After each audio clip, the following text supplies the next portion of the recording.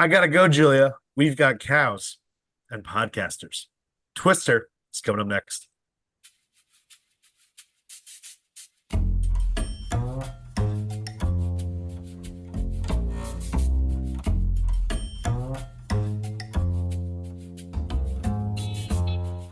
Haven't Seen It with Tim Sestito and Tommy Tevene.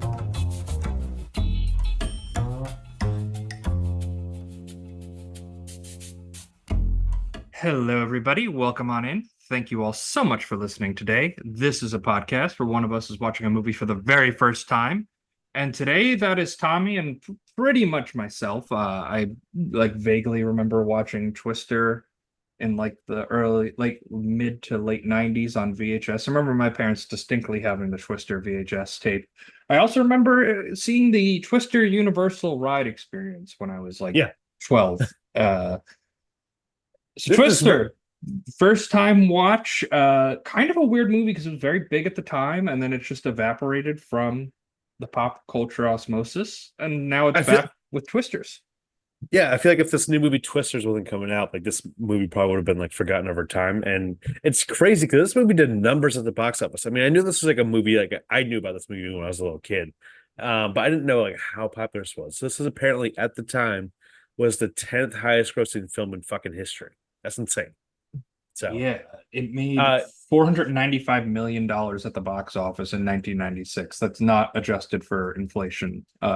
yeah, this is a movie that just like went gonzo, and you can understand a little bit why. This is my first time watching it. I liked it, but it was mostly just incredible sound design. That is what propelling this movie forward for me more than anything. I thought it was great sound design and great special effects, like practical effects Mm, that went down that kind of led the fear to mm. grow. I felt the story was a little hackneyed, and I we'll get into it. We'll touch more into Twister because I did have fun with Twister.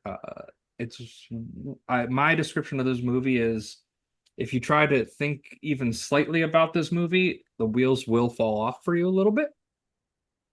But if you just let your brain shut off and enjoy like 90 minutes of Twisters, you'll have a good time.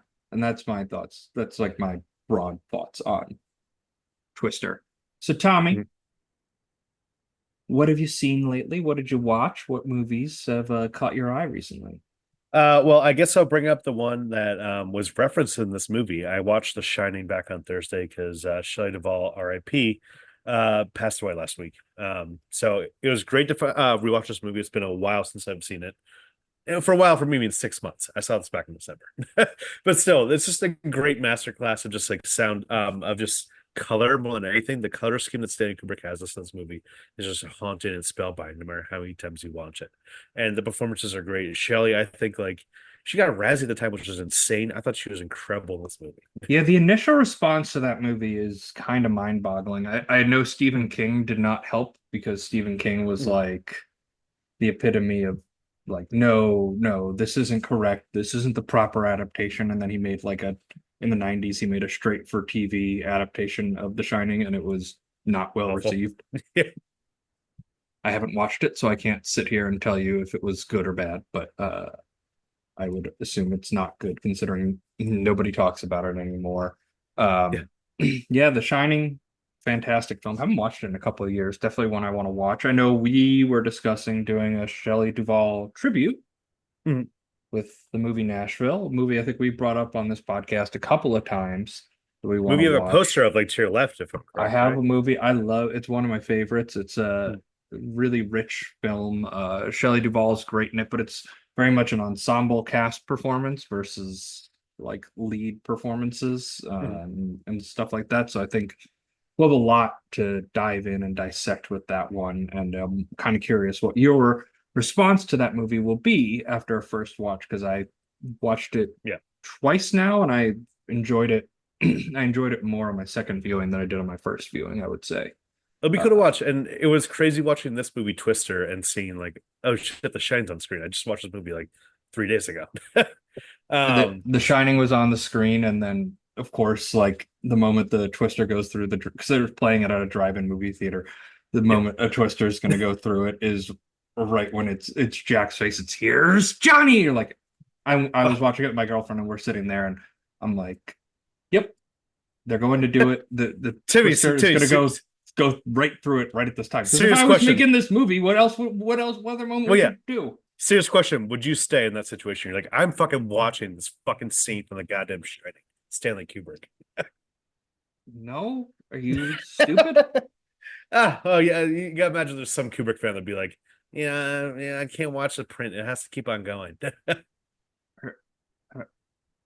Okay, okay, Tom. You know Yes, what? and There's crazier things in the world. I'm sure there's one person who's like, yeah, I gotta watch that. I gotta stay there and watch it. But no, I would run to safety if I a, sto- could. a, sto- a storm chaser only for watching The Shining. Storm. I drive from drive-in to drive-in to watch The Shining exclusively. Brain Uh, twisters. I watched Boogie Nights. Great movie. Great Incredible movie. movie. One of those movies that I think definitely resonates with you when you're younger, just like Mm, the topic of it all and everything. But I think it still holds up like really, really well. It's a very interesting character study. I think it's particularly on Eddie Adams, Mark Wahlberg's character, Dirk Diggler, because it's very interesting. Like his character arc in that is so interesting, and like the whole theme of the movie has to do about like family, how none of them really have any, and they all kind of come together in this very untraditional way. And Eddie, he's very sweet, but you can tell he's dumb. And then like he starts making money, and like the only he like they're dancing at the club. Like these are the scenes that nobody thinks about, like if on your first time watching it, but like on my fifth or sixth time seeing Boogie Nights, like they're dancing at the club, and he's just explaining to Girl how like all of his clothes are imported to Italian, like limited print, and then when he gets caught in his cocaine addiction, like how he thinks of himself in such a bigger state and how his ego just completely inflates and goes out of control. And it's kind of watching that spiraling and then containing it back together. That's kind of the yeah. movie, and all the other, I mean, it's just so many good performances, such like dynamic filmmaking. Like, It's the movie that like definitely is just rewatchable over and over again. I mean, I watched it last year and just immediately it feels like going into a party, at least in the beginning opening scenes where like you have the great soundtrack, the best of my love and all those songs and disco songs. It's just like going into a party immediately. And then once it goes downhill in a really fucking entertaining way. I and really knew fast too. yeah. And we had a guest that we had on this pod last year that said he's never seen that before. So we got to catch him up on that. See if he wants to do Boogie Nights in the pod eventually. Yes, we should definitely do that because that'd be a great one to cover. Um, and then there's of course the Alfred Molina scene, like which Yeah, was literally all put in time because heater. all-time heat check moment where they were like, yeah, we don't know. Like this movie's kind of dragging a little bit. We need something to get the juices. So what if we just have a crazy drug buy go wrong where the guys are so desperate for cash they're trying to sell bad coke to this crazy person, and it's such an unbelievable scene and a really amazing performance by Alfred Molina. He's got a weird filmography. Like he's in Raiders of the Lost Ark, Boogie Nights, and then Spider-Man 2. Like those are his three three of his bigger, better known films that he's been in. He was just a character actor. I mean, he was working in like so much shit back then. I mean, Yes. he'll like pop up in a random movie. Like there's some random movie where he's like a lawyer I've seen before, or all that shit like that. Um, and then the Da Vinci Code, and he's even like Ralph Breaks the Internet. Of course, Doctor Octopus, like you said earlier. But Yes. whenever you see him, it's always good. It's always good when you see him. He's really fun to watch. But yeah, Boogie Nights still a great movie. Really love it. And then I also watched Twister for the podcast.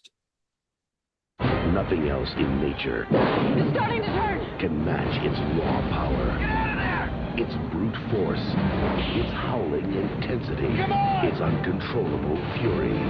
On May 10th, It's coming! the producers of Jurassic Park and the director of Speed bring you face to face with Twister. Rated PG-13. Starts Friday, May 10th. So this is Twister. It's a disaster thriller film that follows a group of meteorologists trying to use their technology that they've created, this radar, this 90s movies radar technology called Dorothy, where they would release it into the tornado and split it up. Joe and Bill are the main characters, played by Helen Hunt and Bill Paxton, who are recently separated, and chasing down the 50-year storm that's coming to hit Oklahoma has brought them back together. That's kind of the main plot. That's how we get going into this movie. Not a complicated plot. Not a complicated plot. It opens with Joe, who played by Helen Hunt, her as a child, running to a storm shelter at her farm, and her dad dies. But I was kind of, because he was holding the door, and I was like, dude, you could have probably just hid in the back and survived. I don't know why he was holding onto the door like that. There was just no reason for him to do that. Yeah, like I know backwards. I know we needed the stakes of it. I know we needed tornado quarterbacking over here. Well, they survived with the door hatch open. Yeah, it's true. The mom and Joe survived. And then we're hit immediately in the face with the most 90s CGI I've ever seen of the satellite. Like, it was so 90s. Oh, it was ridiculous. There's portions throughout this movie where you see CGI and it just glares. There's like one time where you see like a tree log or something like that, like come at the car, and it looks like the most PS1 looking shit I've ever seen before in my life. Yes. Really, like, it's endearing though in this way because it's just like almost nostalgic at this point where it's like, I remember the CGI was really crappy and like not on purpose. Yeah, and I think it almost adds to this movie. And I'm kind of curious. Yeah. I'm seeing Twisters on Wednesday. We're watching this. We're recording this before Twisters is released in theaters, so we'll have this episode up right as Twisters is in theaters. And I'm kind of curious to see how they handle practical and special effects in this, because the practical effects to me were the star of this movie, along with Bill Paxton and Helen Hunt really had terrific chemistry, and they were just really charismatic and kind of carried underwritten characters, I would say. Yeah. This is a movie that like John DeBont himself would say, like, yeah, I kind of underwrote the character. We had the characters underwritten. Like, we don't need that. Whatever. Just get to the action. Yeah, and this movie really is all action, action, action. They go to what, like 4 or 5 different tornado sites until they finally are able to deploy it. They have several different prototypes.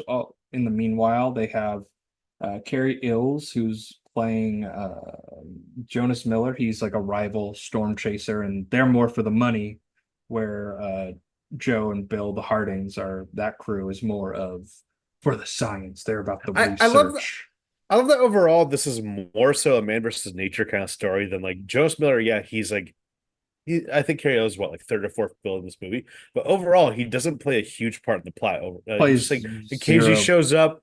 And he dies at one point because we needed one death. I think we could have had more red shirts in this movie, if you ask me. The whole cast is a bunch of red shirts. We could have that was a criticism of mine. It was like we had 8 people in this entourage. Some of them could have died. Some of them could have died. You know who did show up for one split second? I don't know if you noticed him. What? Your boy from Mulholland Drive. Yes, I did. The guy with the eyebrows. Patrick Eyebrows. Yeah, in Mad Men too. What's his name again? Patrick. I know. Again, he shows up for 1 second. If you see Mulholland Drive, he's the guy that like shows up in the diner and has that. It's the Flicky's diner. He's Jimmy in season 2 of Mad Men. Patrick Fleischer, that's his name. Patrick Fleischer. Yeah, he's a great character actor. He was in Speed 2. Speed as in the first one, not the second one. Which John DeBont came from. Thank you for clarifying, because I did think for a second you meant just Speed 2. Like. Well, John DeBont, for some reason, his career is so weird where he directed Twister. No, he directed Speed first. They directed Twister. They directed Speed 2. It's just like, oh, dude, you just lost it right there. And then later on in his career, like his last movie, American movie, is the sequel to the Angelina Jolie, Lara Croft movie. Tomb Raider 2? Yeah. Oh, Cradle of Life, I think it was called, or some shit. It's crazy because John DeBont, I mean, we're talking about this movie, how it's like, paper thin characters and stuff like that. And it makes sense. John DeBont was a guy who started off as a cinematographer. He shot some movies that you might have heard of, called like Cujo, Ruthless People, Die Hard, The Hunt for Red October, Lethal Weapon 3, and Basic Instinct, which we covered on the pod. just an amazing like visual eye right there. I mean, so many of his movies, Basic Instinct especially, has like such a great visual flair to it. And he goes on to this for this movie is just like Storm, you know, and it still works and it's still visually interesting. Yeah, it is still visually interesting, and especially with like I think they did a really good job of using the limited computer technology that they had at the time, Mhm. and they shot on location in Oklahoma. I watched a little bit of a behind the scenes of this where they were talking about, well, one Kathleen Kennedy, the producer, what she said about John DeBont is he was like the life force. He was the energy behind this movie. Nobody moved quicker with him on set. And considering we're working with tornadoes, everybody kind of used that energy to kind of in the for the crisis mode that like they're kind of just live in. And you kind of see that throughout the movie. It's very frantic. It's very interestingly, it's well paced, but it's Mhm. very the characters are always moving. They're always in a rush. If And there's one Scott, thing about John DeBont movie, there's gonna be some speed in it. yeah, I see Right what you there. did. I see what you did there. It wasn't that clever, Yeah. but I appreciate it. I appreciated it. I I don't I know. got right there. You got I it right fit it there. in. Yeah. No, but like I feel like it was a great choice for us. I mean, there's some directors that this probably would have been a better movie, but apparently this interested Spielberg himself, James Cameron, Tim Burton, and Zemeckis. And I feel like all those choices probably would have been a little better in a way. But whereas John DeBont makes like the theme park version of this movie. Yes, he does, and probably ultimately made the better movie for like the studio from the studio's perspective, not the film itself's perspective. Because this movie made a lot of money.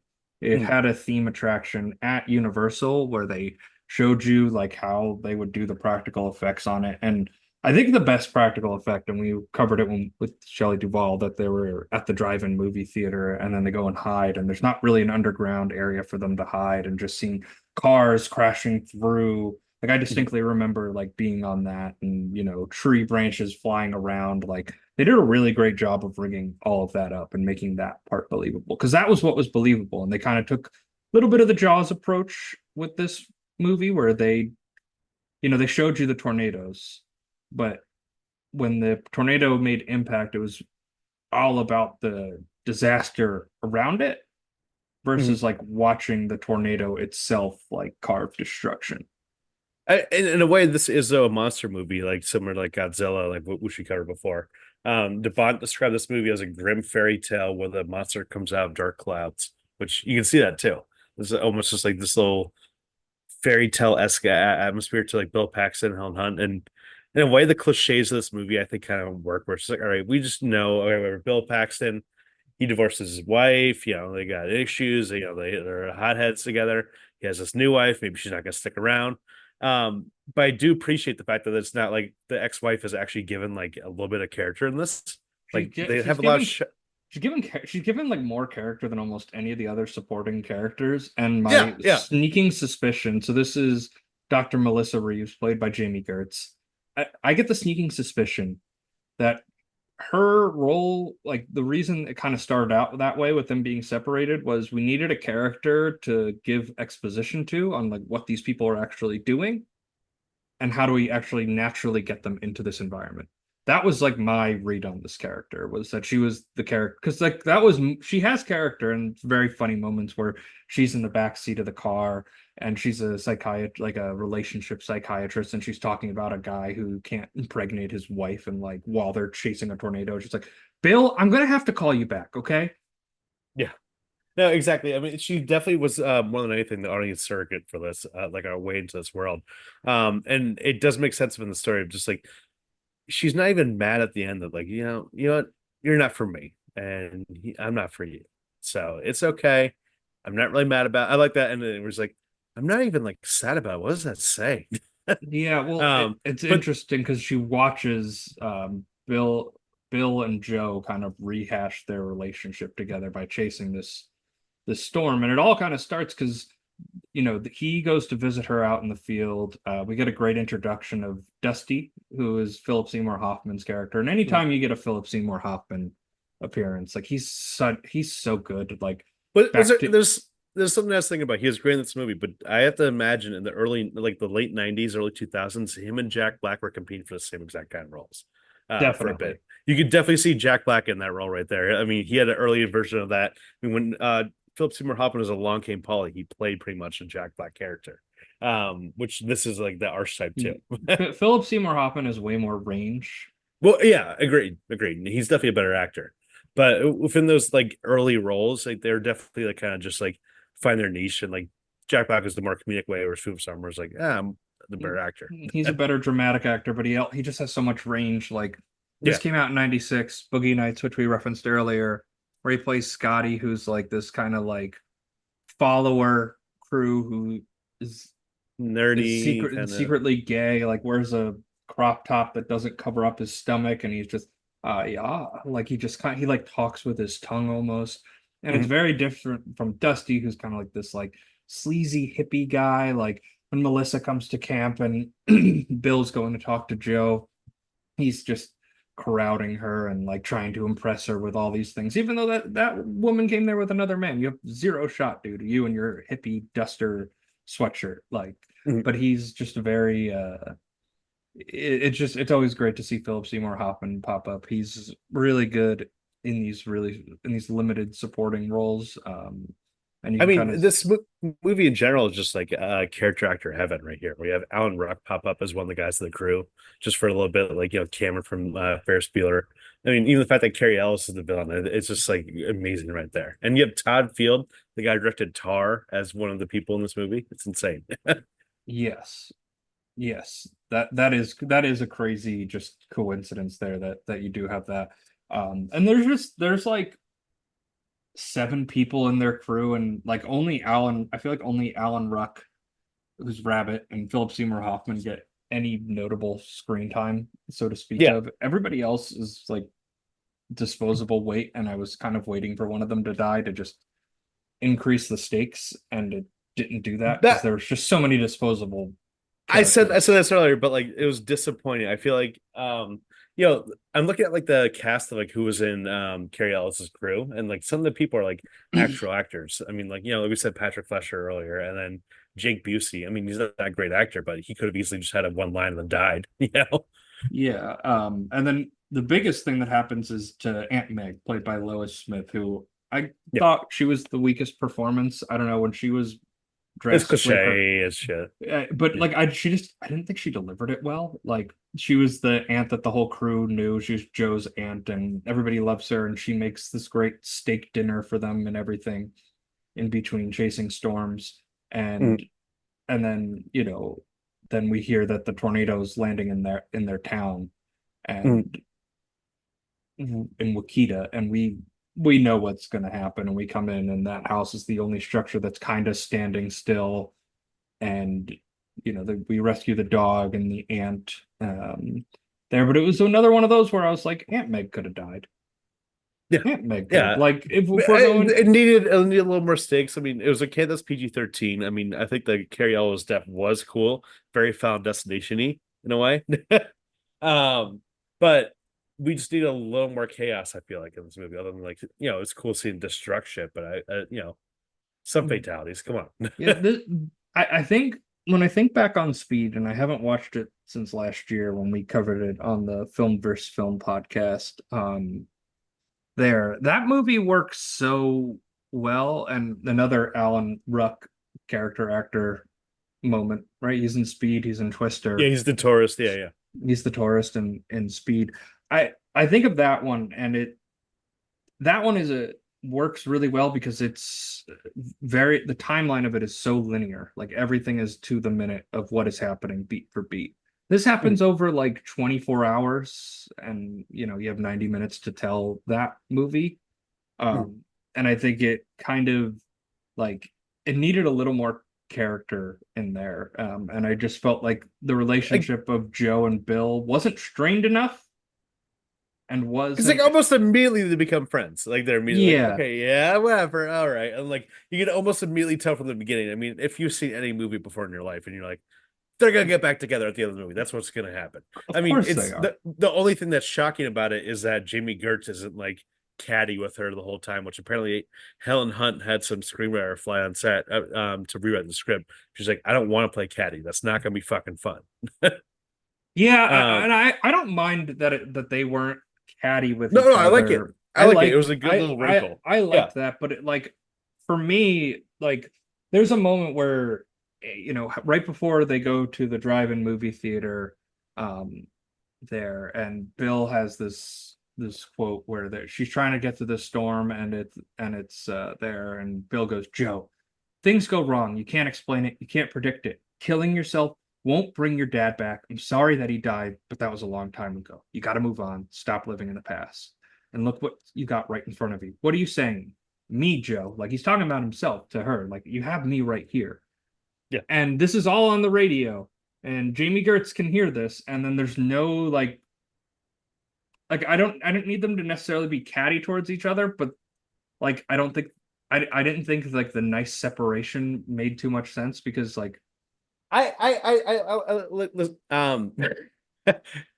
looked like at there it was as no this. response. There was no response to that. Like she heard it, and we had a shot of her like visibly crying, and then there was no payoff to it whatsoever. Well, I think what I was impressed about was that there was some shots of just like her alone in her room and stuff like that in the motel, just like playing for Ring, thinking about things and like thinking it over. And it might be like the most probably mature character in a movie ever. That's just like, you be with her. I could tell you're better. I'm not going to be in this whole tornado bullshit.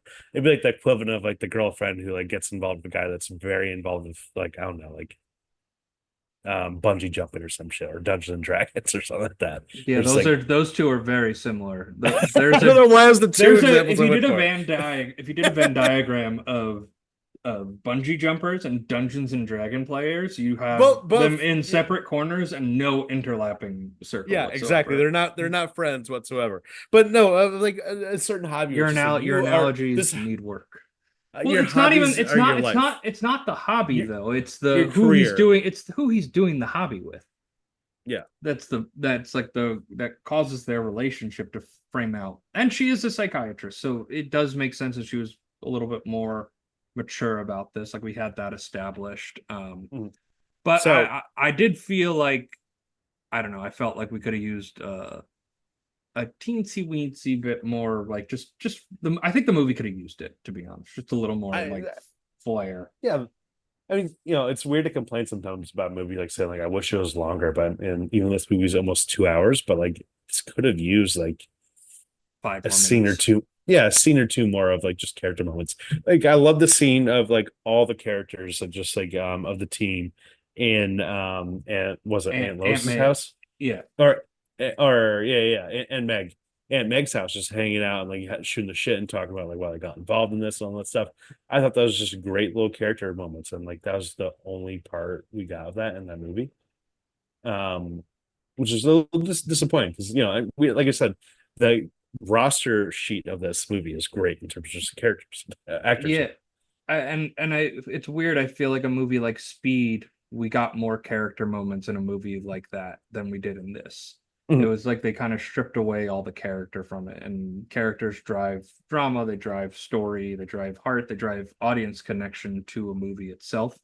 And I think abandoning that in this, just like when I think of this movie, it was a really big hit when it came out, and then I feel like it played on TNT for a bunch of years, but nobody ever, like I can't remember until the Twisters trailer came out ever talking to anybody about the movie Twister ever. The lasting cultural legacy of this movie is the shot of the fucking cow.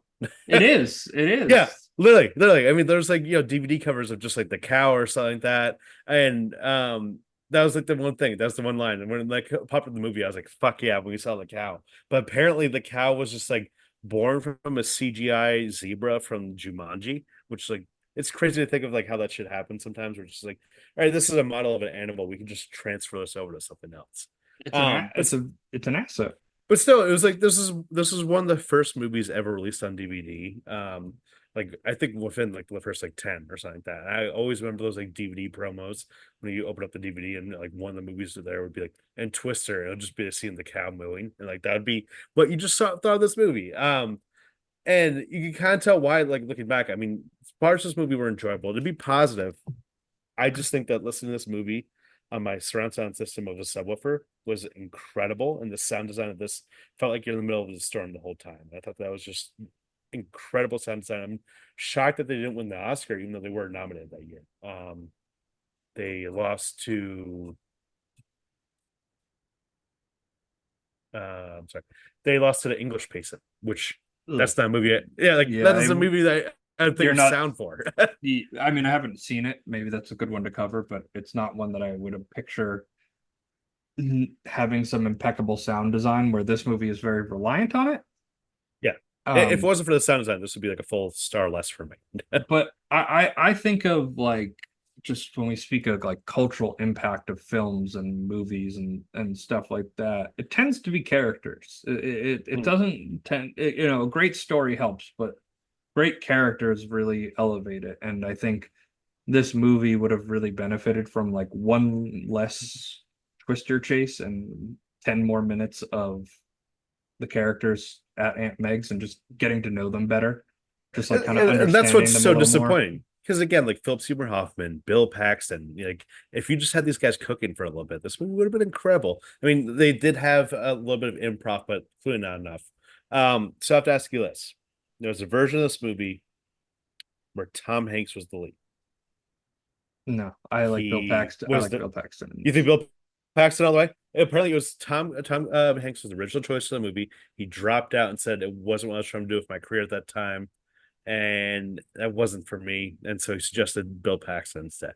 Do you think that we end up well? I mean, I love spoilers for the next part because we really haven't touched on Bill Paxton and his character there. But I loved him in this. I thought if Helen Hunt, I thought Helen Hunt was great too. Like they really carried the character moments in this, but they are also too similar of characters, like that. I think it kind of blurs them together. Like, and maybe part of that is like the friendliness and like having this like maturity to their relationship that was there, that they weren't like the whole like driving like character moments of this movie is the fact that they're divorced, and like when you're watching this, it's like, but you don't really even get a clue of like why. Yeah, they didn't divorced. explain like, Bill Paxton, because you needed a way to drop a character into there and explain what the hell's going on for Exactly. the audience's sake. Like that's why it felt like there was that like was no the plot reason why of the they movie. ever should have split up. I mean, it'd be one thing if like, I got really drunk one night. I'm Bill Paxton, and I cheated on you one night or something. I really forgot it. But no, nothing. From my No gay understanding, thing, he no. took like a meteorologist TV job or whatever, and it seemed like he was ready to leave this part of his life behind him. Joe was not, and that seems to be the strive. But I don't know. It also, like, it's very clear the second he finally got back into that car that he loves chasing tornadoes. He loves chasing twisters, and I felt like this movie would have benefited from them not being so similar and just so compatible, like a fit glove, because you could just tell like the moment that they're together on screen, it's like, oh, they're gonna get back together. But I think now's a good time to segue. I am a star. I'm a star, I'm a star, I'm a star. I am a big, bright, shining star. All right, Tommy, I think the audience will know who my answer to this question is. But Tommy, who did you think is the star of the show? Who did you think gave the best performance? In terms of like, the definition of who's the star of the movie, obviously Bill Paxton, I think he was great in this. Hill Hunt obviously puts up a great performance too. And I think the person that really just caught me was just Jamie Gertz in this. I think that she was basically a thankless role and made it kind of interesting for me. I think maybe it's because the movie focused on her, like they lingered on some shots, just focused on her for a little bit, and just like the little moments of stuff. Where this could have just easily just been like a catty, like bitchy, like wife. It's like, why are we doing this? Like a Karen Capshaw and Temple of Doom type of thing, where it's just been like, oh god, this is so great. And instead, I thought it was kind of like funny. And, like, it made her likable in a role that I would say 99 out of 100 times is not likable at all for the audience. Usually it's like a shrill, of course the wife's complaining about this, she has to be in the situation, like almost like misogynist little streak. But like instead they give her humanity. I think that she sells it. And even the breakup scene, even though it's like, oh, you're giving up that easy, but it makes sense. It's like she explains it. It's like, yeah, you're not bad. But Bill Paxton, like you said, I think is fun in this movie. I just don't think he's given a lot to do, unfortunately. He's not, and it's probably why somebody like Tom Hanks, who's coming off of Philadelphia, is coming off of Forrest Gump. Like, this guy's the top of the world right now. he's not signing up for a movie where there's just not that much in this character. I said off the top, I said I felt like Joe and Bill were underwritten characters, but I felt like Bill Paxton's charisma, like really, he was able to really convey this like adrenaline junkie. He was really able to just like make you buy into this character. I think of Daisy Ridley in The Force Awakens. Like I felt like her character was kind of underwritten there, but I thought she had a really good performance that kind of elevated that character and made her very likable. At least in that one, we're not diving down the whole rabbit hole of that crap. Well, yeah. But no, but that's how we know you have like a movie star in your hand right there. I think Bill Paxton was just like a great key player of the 90s. So, you know, he had his supporting roles like in True Lies, Apollo 13, and like Tombstone, which we covered on the pod before, and Aliens, and he was a great supporting performer. When he was a lead, it was still fun. You know, it's a greatly missed presence we have. It sucks that he died. Yeah, it's just and so young too for someone like Bill Paxton to leave us, but he is the star of our show here. Congratulations, Bill. Ah, are you ready, comedy partner? Waka waka. All right, Tommy, would Twister work as a Muppet adaptation? All right, first of all, first round draft pick for this. Philip Seymour Hoffman is now played by Fozzie Bear. Immediately. Yeah, that's instant. That's the one for one. That's the one for one right there. Kermit is obviously Bill Paxton. I think you keep then you keep Joe as the human. Yeah, you keep Joe as the human, and then his like current wife is Miss Piggy. Yeah, and then I think you just have you know, it would just be fun watching Muppets like going like whoa, like then it'll be like instead of like a CGI cow, it would be a Muppet cow. I mean, yeah, you know, right there. All the props, the jokes write themselves right there. Muppet five. Yeah, they could do it. Big birds flying in the tornado or something like that. You know, right there. It has the plot simplicity and the ability to extend its range into more slapsticky humor that I think would benefit the Muppets greatly in this. Yeah, I could see it. Disney, forget the Glenn Powell version. Make the Muppet Twister. Make Muppet Twister. It's kind of crazy to me that they've tried to revive the Muppets like 3 or 4 times now and have not succeeded in the slightest. When I feel like their greatest advantage is just remaking movies. Like that's the Muppet strength, and they've not made an attempt to do that. Like the last one was what, Muppet Wizard of Oz, and that was a TV movie. Yeah, come on, give me theatrical or give me death. All right, Tommy.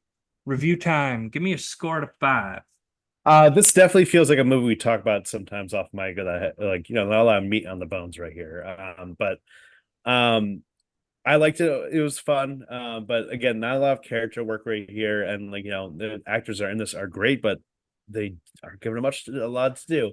But definitely see this movie. Sound design is just awesome. And really great if you have like surround sound speakers. But overall, I'm gonna give this a 2.5 out of 5. It was fun, but there wasn't anything that I'm gonna be thinking about like from days on. You know, a couple weeks from now, it's probably gonna like just go wherever my head and forget about it. Yeah, I'm gonna echo your sentiments here. I feel like this is the epitome of 2.5 out of 5, the movie. And that's if you shut your brain off when you're watching it. If you try to analyze it very, very critically, I think you're in for a bad time. You know, I think the characters are underwritten, but I think the performances elevate it. I think the sound design is incredible. I think the special effects and the way we're able to see the desert devastation is really engaging and fun to watch. But I think, you know, I think overall, like this movie could have been a lot better and a lot more memorable and had a longer life shelf than just being like the first movie to make it to DVD. If they had spent a little more time on the characters and a cow versus the way the film ultimately came out. But 2.5 out of 5 across the boards. You'll have a good time watching Twister. Like overall, I mean, it's a 2.5 I had fun with. Sometimes it could be good. Okay, yeah, there's different scales to it. There's different scales to it. Yeah, I was between a 2.5 and a 3, but then when you said 2.5, I was like, well, I'm definitely not giving this a 3. Well, this is also a movie I'd say is perfect to watch while you're like doing the dishes or watching laundry or doing folding laundry. You know? I could see this being a fun one to put on with friends if you're, you know, having a party or something and you just want to put on in the background. Like it's visually engaging in that way, but it's one of those movies where it's ultimately something like I watched this on Friday. We're recording on a Monday, and I had to refill my brain on what happened in this movie because it wasn't super memorable. But Yeah. that was Twister. I believe next week we're gonna do Nashville. Very excited. Yeah. I have a Covering 4K copy Nashville. of that. And then we're DVD. throwing off August with The Mask. So push it back a little bit to Honor Shelley Duvall. Yes. Yeah. Any final thoughts, Tommy, before we wrap up this episode? All right, final question on Twister. Timmy, are you now more or less excited to watch Twisters? I'm more excited because we've talked about it with like these remakes of movies and how it's like just leave like the greats, leave the classics, leave those big names alone. Hmm. Well, you have this really big name of a property and a movie that's kind of like, eh. I'm kind of more interested now, and I think bringing someone like Glenn Powell, who's very quickly becoming like a household name, in an age where we didn't necessarily think we'd ever see that again. Doing something that's not him in spandex, which I'm very excited for. I think this movie's going to do very well. I got a Wednesday night early screening, and I booked it on Sunday, and it was half full. So Yeah. I think it's going to do well. Tom Cruise said he liked it, so that's the barometer. That's all you need. I mean, That's I'm still the gonna see success it. barometer.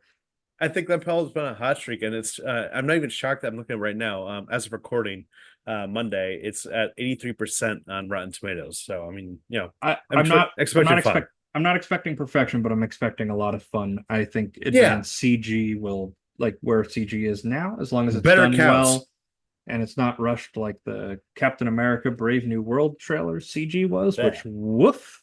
Yeah. And they're releasing it in February. They have very little faith in this movie. Holy cow.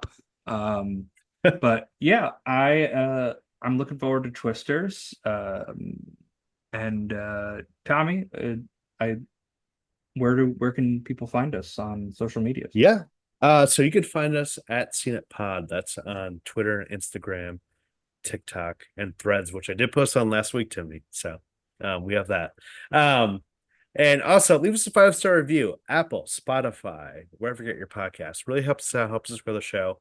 And like we said, next week we're honoring Shelley Duvall by covering Nashville, one of Timmy's favorite movies. So, well, I like it. We'll find out.